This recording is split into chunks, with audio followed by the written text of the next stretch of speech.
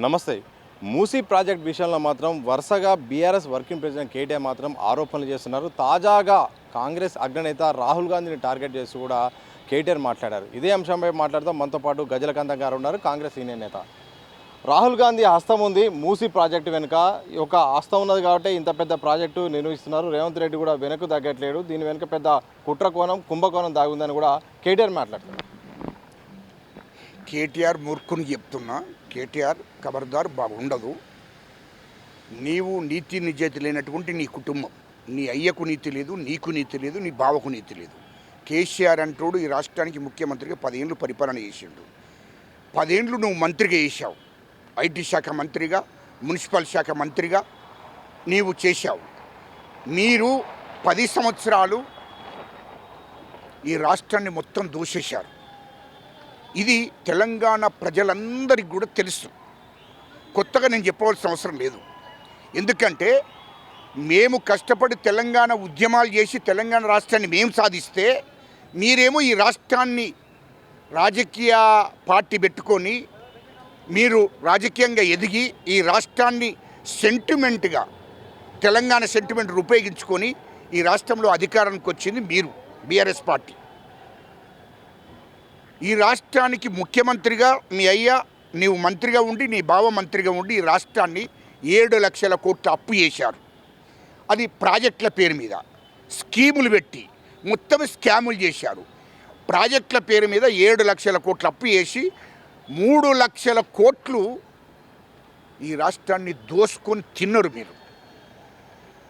4 లక్షల కోట్లు రాష్ట్ర ప్రాజెక్టుల మీద స్కీముల మీద పెట్టుకొని 3 లక్షల కోట్లు మీరు ఈ రాష్ట్రాన్ని దూషించారు.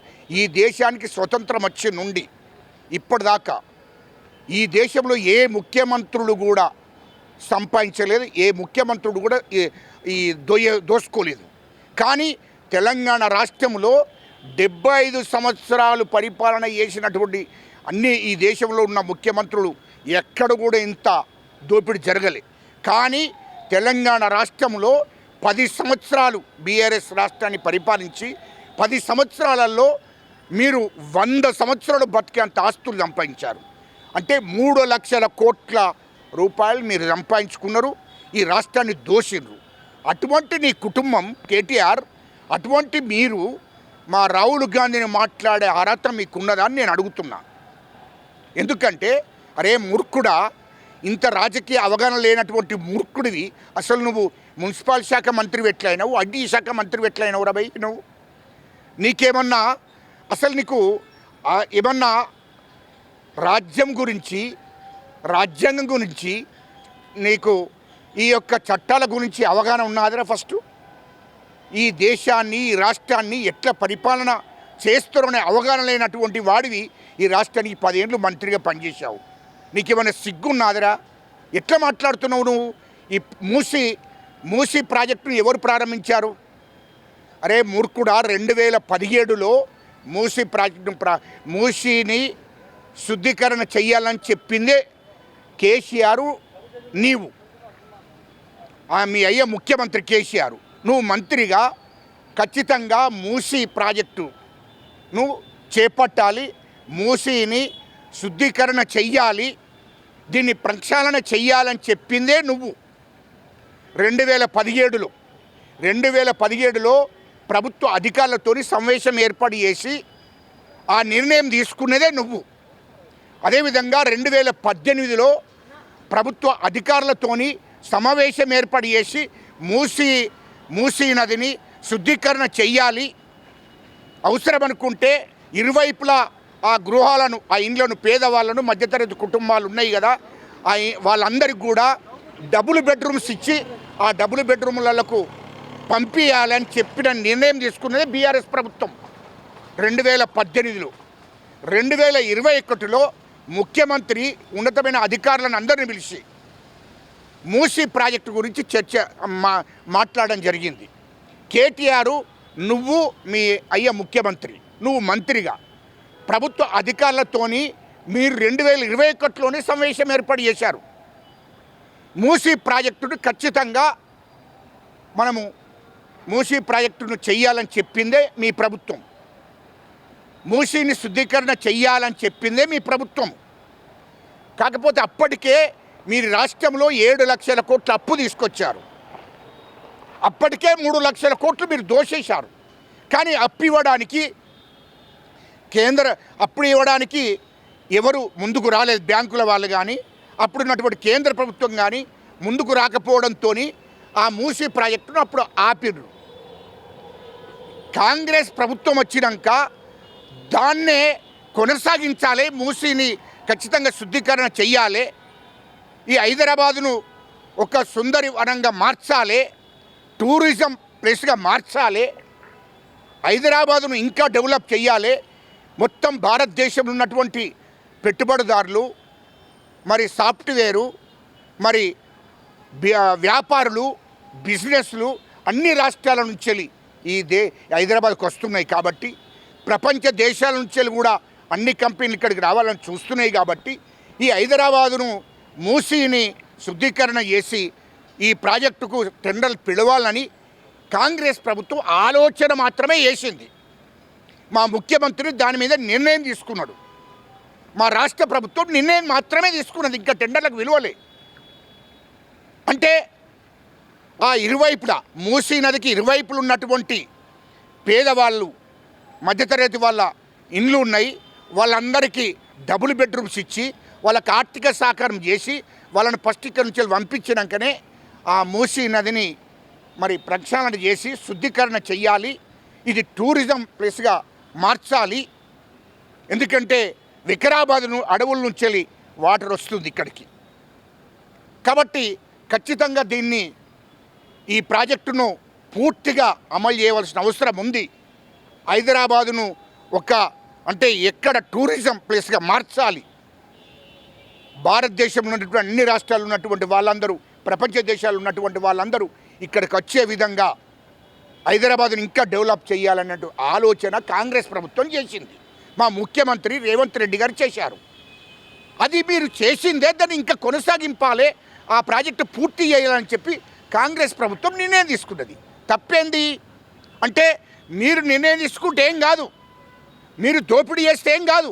కానీ నీతి నిజాయితీగా కాంగ్రెస్ ప్రభుత్వము ఆ యొక్క మూసీ ప్రాజెక్టు చేపడితే మీకు చాలా అగులుపులుగా ఎందుకైతుంది? ఎందుకు భయపడుతున్నారు? ఎందుకు కన్ఫ్యూజ్ అవుతున్నారు?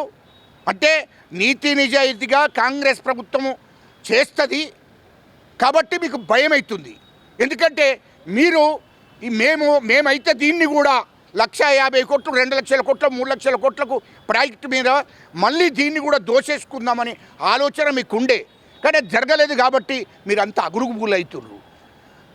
ఆ యొక్క మూసీ ప్రాజెక్టుకు రాహుల్ గాంధీకి ఏమైనా సంబంధం అరవై కేటీఆర్ నిన్ను ఖబర్దార్ బాగా ఆలోచన చేసి మాట్లాడాలి.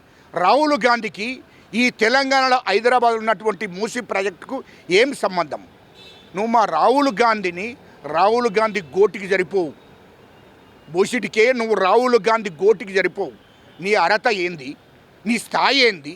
మా రాహుల్ గాంధీ గారు ఈ దేశాన్ని పరిపాలించిన కుటుంబం, అది నెహ్రూ కుటుంబం. నెహ్రూ తండ్రి, అరే బోసిడికే కేటీఆర్ చెప్తున్న విను, నెహ్రూ తండ్రి ఈ దేశ స్వతంత్రం పోరాట యోధులందరికీ కూడా డబ్బులు పెట్టాడు. ఈ దేశానికి స్వతంత్ర పోరాటం జరిగింది అంటే నెహ్రూ తండ్రే ఈ దేశ స్వతంత్ర పోరాట యోధులను నడిపించాడు. ఈ దేశానికి స్వతంత్రం తీసుకొచ్చేదాకా కూడా వాళ్ళు అప్పటికే డబ్బున్నోళ్ళు, ధనికులు. రాహుల్ గాంధీ ముత్తాత ధనికుడు, అప్పటికే కోట్ల డబ్బు ఉంది వాళ్ళ దగ్గర.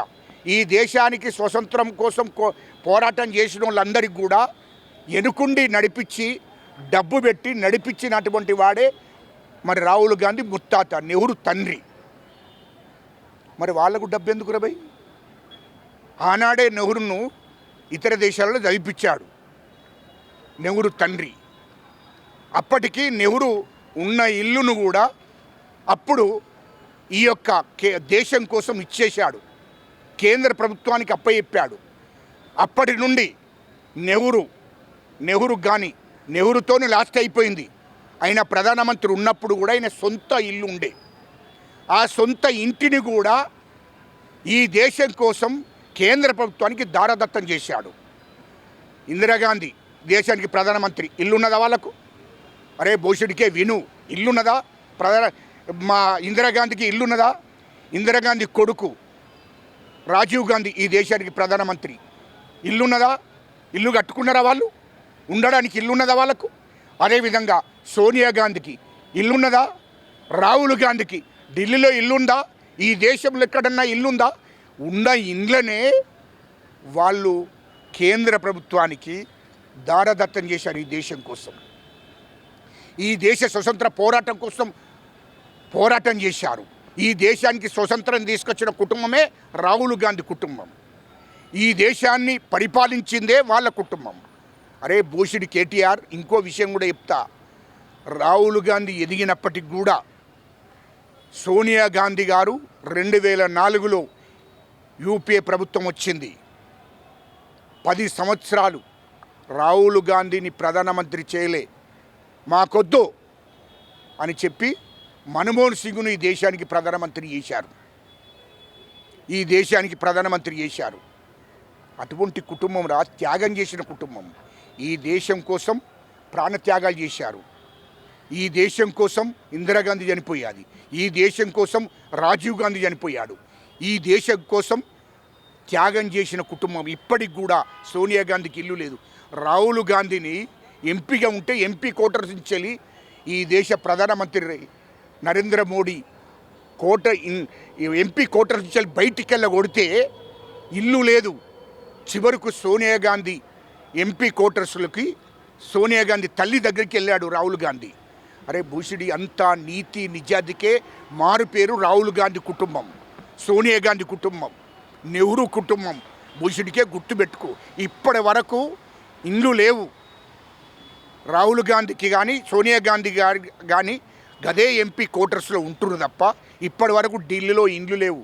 కానీ మీరేంద్ర భయ్, మీ చరిత్ర ఎప్పన్నారు భయ్? నేను మీ చరిత్ర, అరే భూషుడికే నీ అయ్యకు కేసీఆర్కు ఫామ్ హౌస్, నీకు ఆ బంజరైల్స్లో ఇల్లు, కవితకు 180 కోట్లతో ఇల్లు, నీకు 500 కోట్లతో ఇల్లు, మళ్ళా నీకు ఫామ్ హౌసు, కవితకు ఫామ్ హౌసు, హరీష్ రావుకు ఫామ్ హౌసు, హరీష్ రావుకు ఇల్లు. అరే మీరు ఈ హైదరాబాద్ చుట్టూ బీనామీ పేర్ల మీద నీ మీద 1700 ఎకరాలు, హరీష్ రావు గారి పేరు మీద 1500 ఎకరాలు, కవిత పేరు మీద 1000 ఎకరాలు, లండన్లో మీకు ఇండ్లు, లండన్లో కంపెనీలు, అమెరికాలో కంపెనీలు, దుబాయ్లో ఇండ్లు, కవితకు 3 ఇండ్లు, లండన్లో ఇల్లు.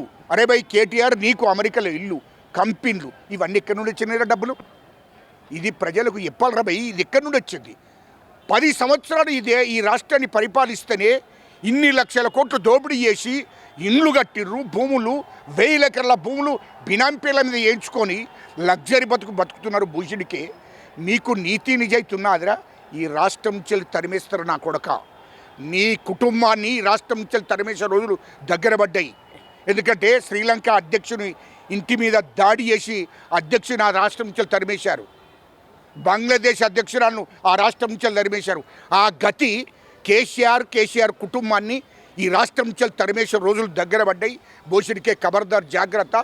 నువ్వు మరొక్కసారి గిట్ట మా రాహుల్ గాంధీ మీద ఆరోపణలు చేస్తే నీ ఇంటి మీద దాడికి వస్తాం. ఇది జాగ్రత్త. నేను తెలంగాణ ప్రజా సంఘాల చైర్మన్గా ఈ రాష్ట్రంలో మొత్తం తెలంగాణ ఉద్యమకాలం రాష్ట్ర ప్రజలను కదిలించి నీ ఇంటి మీద దాడి చేస్తాం. ఖబర్దార్ చెప్తున్నాం. ఎందుకంటే దీన్ని ఓపిక పట్టవలసిన అవసరం లేదు. మా రాహుల్ గాంధీని అనే అర్హత నీకుందా అని చెప్పి ఈ సందర్భంగా నేను అడుగుతున్నా. భూషుడికే ఈసారి నువ్వు విమర్శించడం, కానీ ఇంకోసారి మా రాహుల్ గాంధీని గిట్ట మాట్లాడితే మాత్రం నీ ఇంటి మీద దాడి చేయడం తప్పదని చెప్తున్నా. ఈ రాష్ట్రం నుంచి తరిమేస్తాం. మొత్తంగా ఇది మూసీ ప్రాజెక్టు మాత్రం బీఆర్ఎస్ గతంలో ప్రారంభించింది అని అయితే కాంగ్రెస్ దీన్ని హైదరాబాద్ బాగు కోసమే ఈ యొక్క ప్రాజెక్టును ముందుకు తీసుకుపోతుందని అయితే కేటీఆర్ దీన్ని అక్కస్తోనే కాంగ్రెస్ను టార్గెట్ చేస్తూ విమర్శలు చేస్తారు. ప్రధానంగా కాంగ్రెస్ అగ్రనేత రాహుల్ గాంధీని విమర్శించడానికి కూడా గజ్జలకాంత మాత్రం తప్పుపెట్టారు. అలాగే ఆగ్రహం వ్యక్తం చేశారు. అలాగే వార్నింగ్ కూడా ఇచ్చారు. మరోసారి మాట్లాడితే మాత్రం ఇక దాడి చేయాల్సిన పరిస్థితి కూడా వస్తుందని కూడా గజ్జలకాంత మాత్రం వార్నింగ్ ఇచ్చిన సందర్భం చూడవచ్చు. గాంధీ భవన్ నుండి కెమెరా పర్సన్ వంశీతో సతీష్, దిశ టీవీ, హైదరాబాద్.